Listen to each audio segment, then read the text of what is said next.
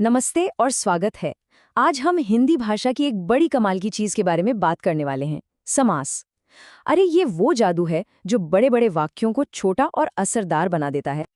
तो कभी सोचा है कि कैसे कोई भाषा एक ही साथ छोटी भी हो और सुनने में खूबसूरत भी लगे? थोड़ा मुश्किल लगता है ना?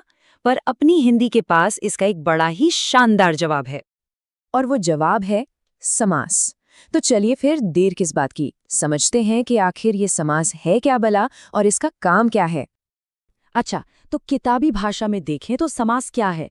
सीधी सी बात है, ये एक ऐसा तरीका है जिसमें दो या उससे ज्यादा शब्दों को मिलाकर एक नया छोटा सा पर मतलब से भरा शब्द बना दिया जाता है।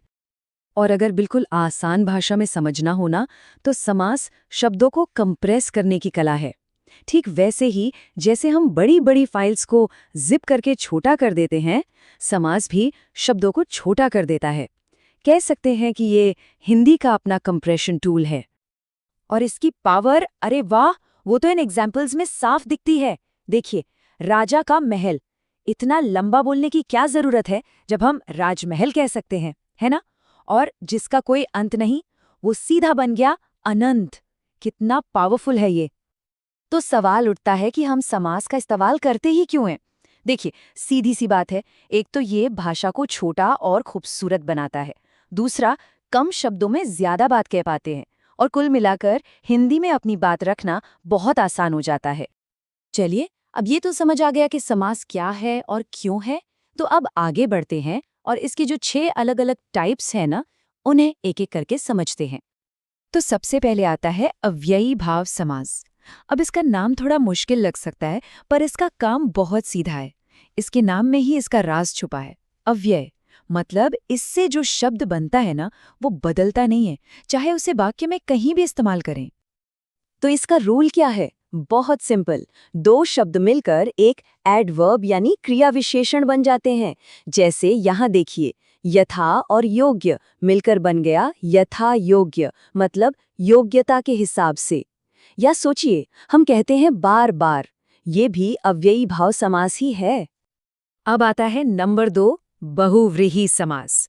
और ये वाला तो बड़ा ही मजेदार है। क्यों? क्योंकि इसमें शब्द का मतलब वो नहीं होता जो दिख रहा है, बल्कि वो किसी तीसरी ही चीज या इंसान की तरफ इशारा करता है। एग्जाम्पल देखिए, एकदम क्लियर हो जाएगा। नील मतलब नीला और कंठ मतलब गला। दोनों मिलकर बने नीलकंठ। पर जब हम नीलकंठ कहते हैं तो हमारा मतलब नीले गले से नहीं होता, हमारा मतलब होता है भगवान शिव से। देखा, मतलब किसी तीसरे का निकल रहा है। तीसरे नंबर पर है द्वंद्व समास। द्वंद्व का मतलब ही होता है बराबरी की टक्कर, और बस यही इस समास की पहचान है। इसमें दोनों शब्दों की वैल्यू एकदम बराबर होती है, कोई छोटा बड़ा नहीं। जैसे दिन रात, दोनों बराबर जरूरी हैं। या फिर राम लक्ष्मण, अक्सर इसमें ऐसे ही जोड़े आते हैं, या तो एक दूसरे के उल्टे शब्द या फिर साथ साथ चलने वाले। ओके, चौथा टाइप है द्विगु समास। और मैं बता दूं, ये वाला पहचानना सबसे सबसे आसान है। इसकी बस एक ही पहचान है, और वो है एक नंबर। जैसे कि ये नंबर 3। बस इसी से हमारा अगला एग्जाम्पल जुड़ा है, त्रिलोकी। तो रूल एकदम पानी की तरह साफ है।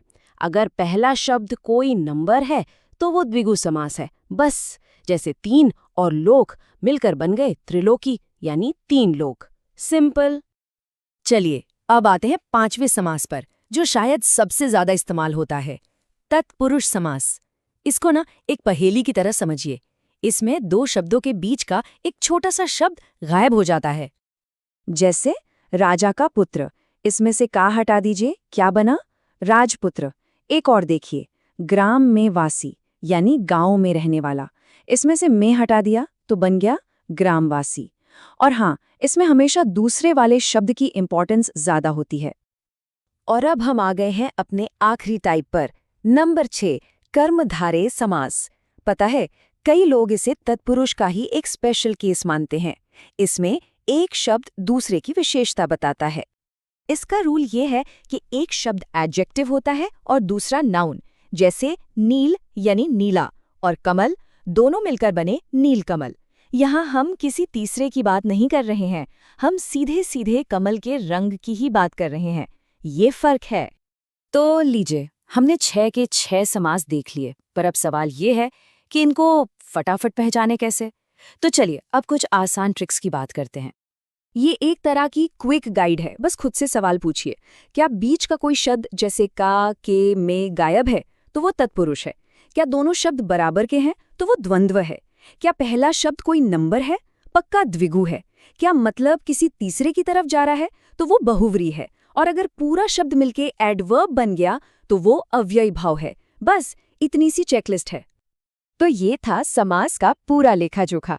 चलिए जाने से पहले जो सबसे जरूरी बातें हैं उन्हें फटाफट से दोहरा लेते हैं। याद रखने वाली बात क्या है? पहली, समास हिंदी को छोटा और स्मार्ट बनाता है। दूसरी, इसके 6 मेन टाइप्स हैं, सबके अपने अपने रूल हैं। और तीसरी, इनको पहचानने की चाबी क्या है?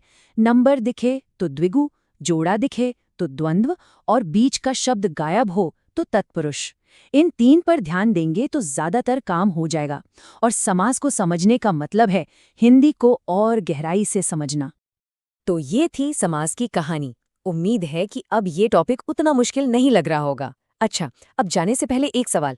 हमारी रोज की बातचीत में इन 6 में से कौन सा समास सबसे ज्यादा काम आता होगा? सोचिएगा जरूर इस बारे में। चलिए मिलते हैं अगले विश्लेषण में।